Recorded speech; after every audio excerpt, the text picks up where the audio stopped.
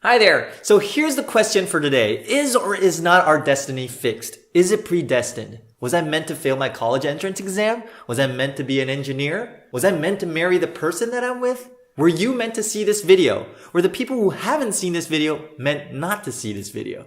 From the tiniest to the largest aspects of life, there are just so many questions we can ask ourselves about. Is everything predestined in this life and that I'm just following a blueprint in the course of time? Or do I have a saying in all of this?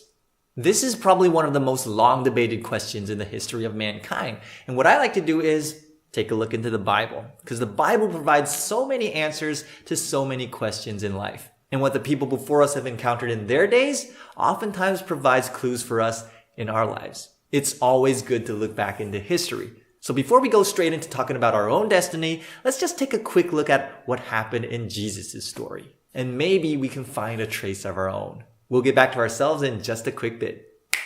So jumping into the Bible, which is thousands of years of history, we can find several prophecies about the coming of the Savior. We're just going to take a look at a few of them. For instance, one of the most famous prophets in the book, Isaiah, he lived 800 to 700 years before Christ. He prophesied about the bloodline of Christ and the lands where he would preach in when he was to come one day. He would be born from the line of Jesse, a man whose son became a great Israelite king and lived 1,000 years before Christ. When he was to come, he would preach in the land of the Gentiles, which was kind of not what people were expecting, because the Israelites were the only people who believed in and were waiting for a savior to come and liberate them.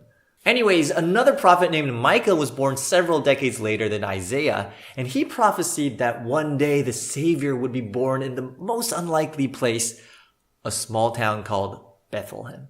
So you could imagine what people of that era would be thinking. If you had people coming up to you and telling you that the Savior would be born in blah, blah, blah, blah, blah, he would be the great-great-great-great-great-great-great-great-great-grandson of our great ancestor Jesse, you'd probably be thinking, yup, he's crazy. But some 600-700 years later, a boy was born in a manger in a small town called Bethlehem.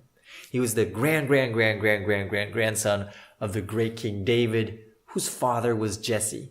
And when the boy grew up, he started preaching, but not in the big city Jerusalem where there was lots of rich, powerful, religious people. Instead, he preached in Galilee, the land of the Gentiles.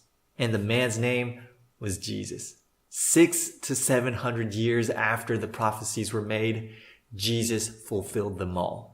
But now here's the part where things get a little bit confusing. While the prophecies about the origins of the Savior were accurately fulfilled by Jesus, the prophecies about the fate of him were kind of divided. In some verses, he was prophesied to be called Wonderful Counselor, Prince of Peace who will reign on King David's throne over his kingdom. But in others, the prophecies mention him being despised and rejected. He would take up the pain and suffering of the people, and the people would consider him punished by God. In other words, he would be taken as a criminal.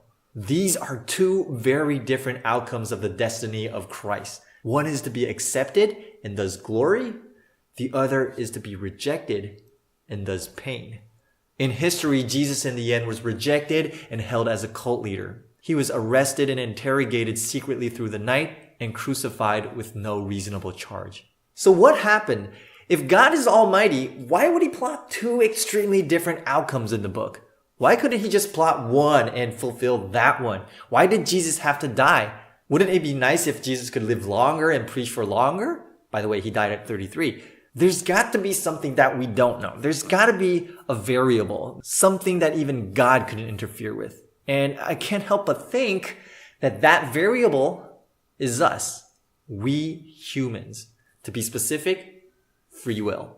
Among all the creations of God, free will is the most beautiful thing that we have. What's the beauty of life if we can't choose to do what we want and love? But with the power to choose comes the responsibility of bearing the consequences of our own choices. And let's admit, not all of our choices are all that good.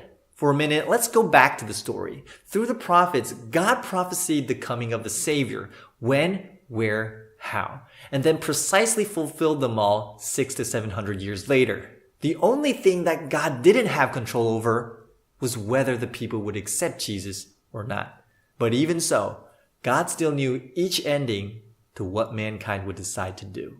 He just couldn't decide for them. And this is where we come back to ourselves.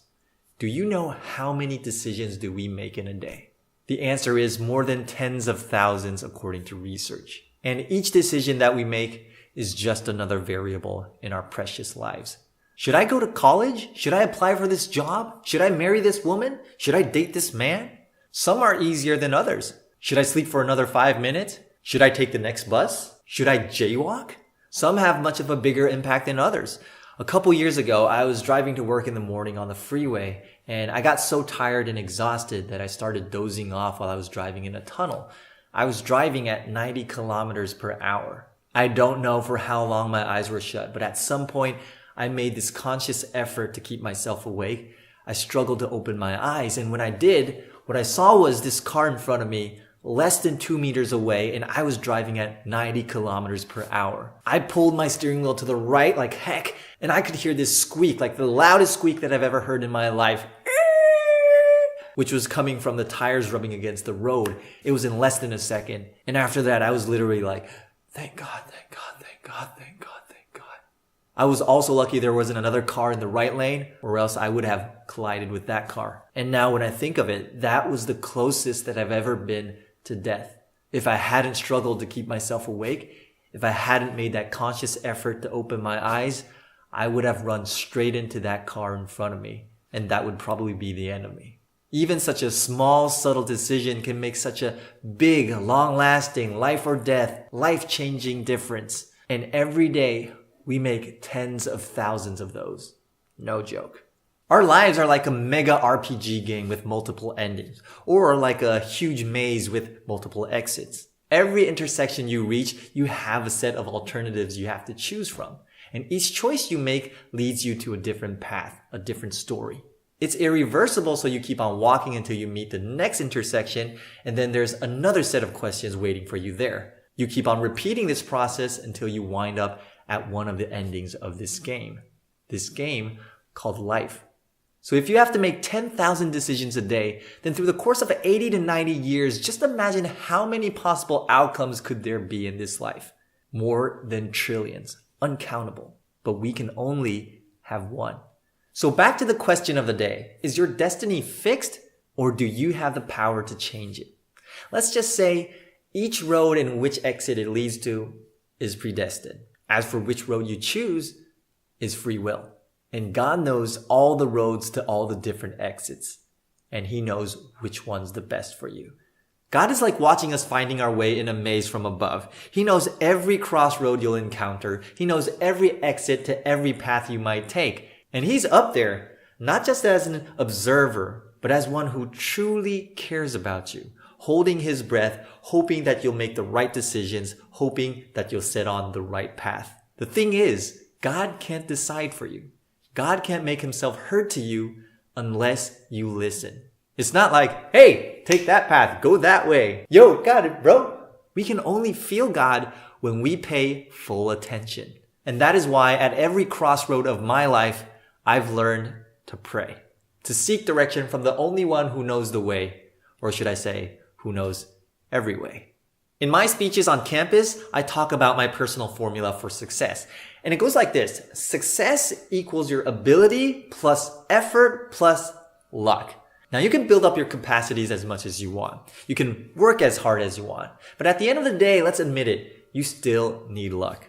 And that means to be in the right place at the right time, doing the right thing, doing it the right way, meeting up with the right people, saying the right words, choosing the right path. There are just so many things that are out of our hands.